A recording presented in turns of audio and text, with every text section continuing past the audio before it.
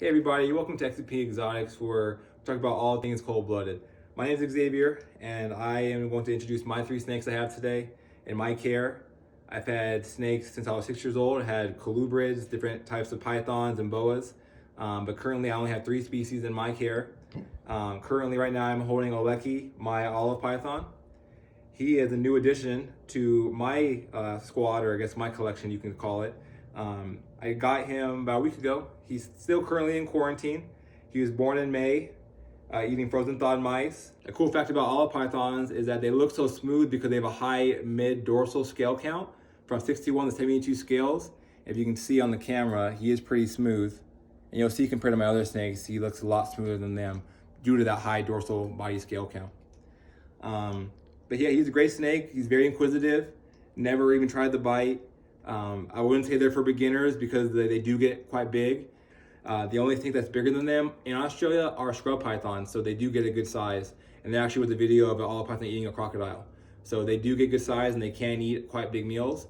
But in captivity, they do turn out to be great captives and great animals for pets if you do know what you're doing.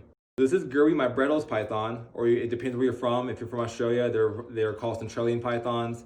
You can call them bredli pythons. I've heard all kinds of different names for them. But I like to call them bredls pythons. She's about 2 years old, maybe a year and a half. I'm not positive on her hatch date, but she's doing great. When I first got her, she was no bigger than a colored pencil, and now she has grown up she's growing into her body. She's on frozen, thawed small rats, and she's growing very nicely. She's getting darker on her tail. A lot of black is coming in. She wasn't that dark when she was younger. I'm hoping that she'll get a nice jet black tail, which is not very common in all bredls. Every single bredl has a different pattern or color to them, depending on their lineage and their parents. But if you don't know, bredls pythons are found in Australia in the Alice Springs area. And that small area they're found is surrounded by desert. So they're kind of isolated in amongst themselves.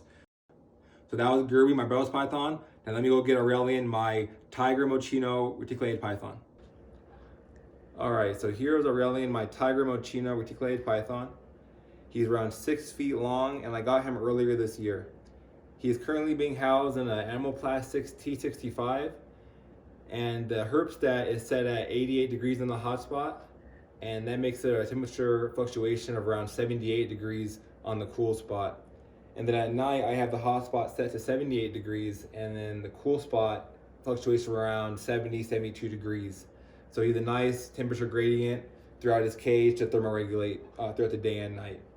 He's currently being fed frozen thawed large rats and quail, and I'm going to try to feed him chicks or chickens soon as well.